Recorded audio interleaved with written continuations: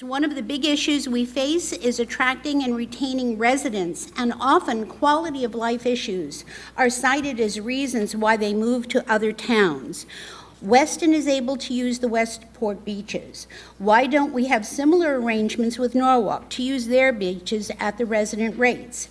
If you are elected, how do you envision ways of improving the town to attract and retain people? You know, clearly we have financial issues in town that limit our ability to, to look at new amenities, paid for by the taxpayers. One of the things I think we need to look at is, investigate public and private partnerships, to bring new amenities into town. Another thing that we could do would be to, try and fundraise in our community to, look at the types of amenities that people, are looking for in town. There's currently a committee studying uses for Shanks Island and Merwin Meadows that are going to have some suggestions shortly as to what type of amenities people are looking for. We're not ever going to be New Canaan or Westport. We're a different type of town. They have a much larger tax base and much more revenue from which they can develop further town amenities. So I think we have to look, we have to be creative. We can't rely on and expect the town to be able to finance every amenity that we want. We have to investigate ways that we can work, with public-private partnerships and, potentially private fundraising, and, look at exactly what people want and how we can provide those services. Thank you.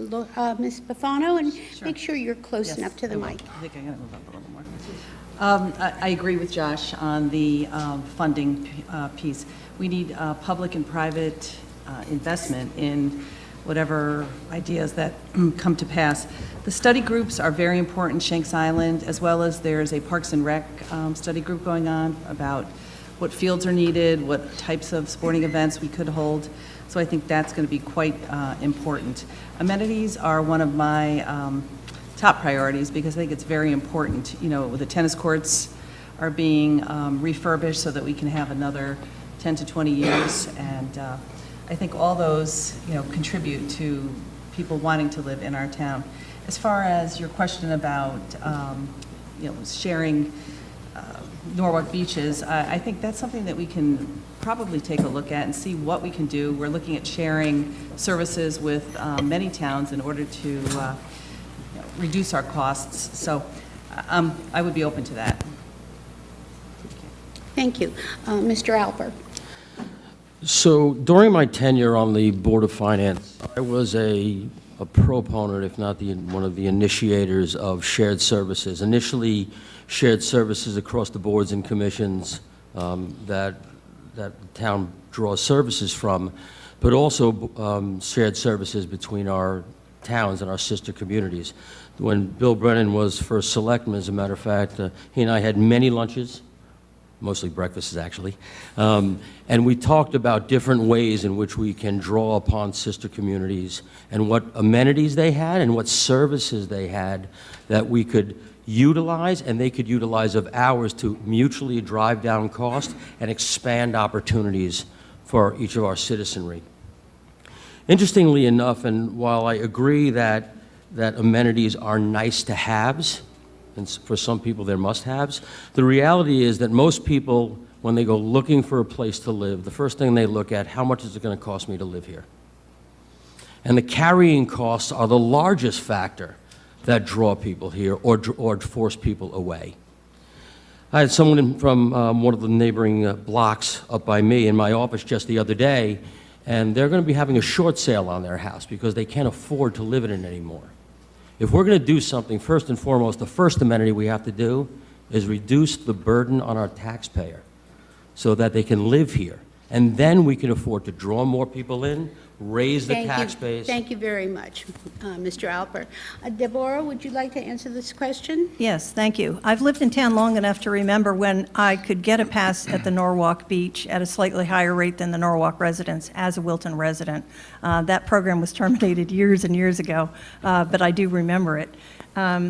Public-private partnerships are really important. I want to highlight a positive example, the NRVT. I serve on the board for the Norwalk River Valley Trail. They're doing private fundraising for an asset to our community that a lot of people really like. And the contribution by the town is in kind, so there's no out-of-pocket expenses for the town of Wilton. But it's a great asset, and it's an example of a great public-private partnership that we have. The other thing is our senior center. Let's see what we can do for more programming for our seniors in a cost-effective manner, and how we can enhance their life. You know, when we have programs in the town, whether they're at the schools or as a town, let's make sure our seniors can get in for free. What are the things that we can do to enhance the possibilities for all of our residents? What about upgrading our art council and doing more with our arts? We're a green community. There's a lot of things. Let's take advantage of our river and Shanks Island. And I think that there's a lot of opportunities that we have to improve the quality of life in our town. And I think we need to think outside the box. Thank you. Mr. Cole, would you care to rebut? You have 30 seconds. No. No? Ms. Bufano, would you care to rebut? No, thank you. Mr. Alper? Thank you. We got a happy bunch, okay? No, thank you. Fine.